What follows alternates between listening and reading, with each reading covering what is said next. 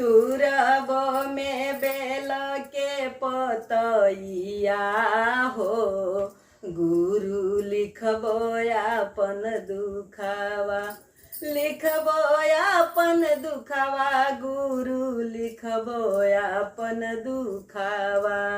तुरबो में बेल के पतैया हो, गुरु लिखबो अपन दुखवा। पतैया गुरु भोले पर चढ़ाए,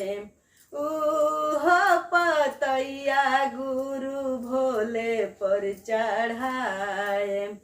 तुरबो में बेल के पतैया हो, गुरु लिखबो अपन दुखवा। कहेले महादेव सुनए गौरा देई, कौने आ भागा चिठिया भेजले बाड़े हो, चिठिया पढ़ के सुना दो। कौन आ भागा चिठिया भेजले बाड़े हो, चिठिया पढ़ के सुना दो।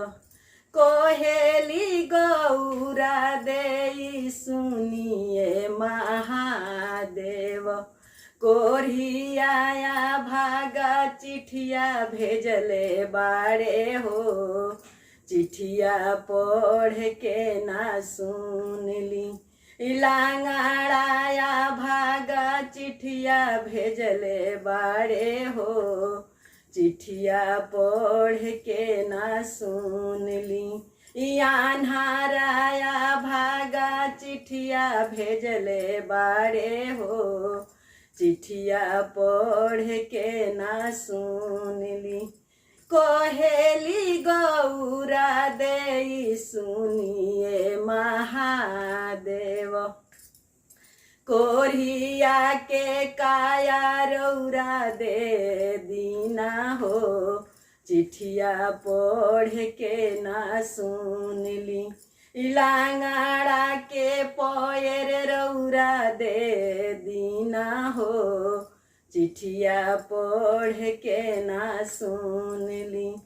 अन्हारा के नयन रौरा दे दीना हो, चिठिया पढ़ के ना सुनली। तुरबो में बेल के पतैया हो, गुरु लिखबो अपन दुखवा, लिखबो अपन दुखवा, गुरु लिखबो अपन दुखवा। पतैया गुरु भोले पर चढ़ाइबो, तुरबो में बेल के पतैया हो, गुरु लिखबो अपन दुखवा।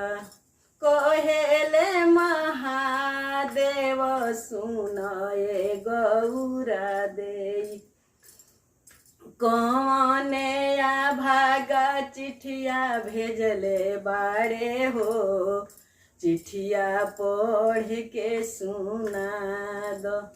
कहेली गौरा देई सुनिए महादेव, निरधनिया भागा चिठिया भेजले बाड़े हो, चिठिया पढ़ के ना सुनली।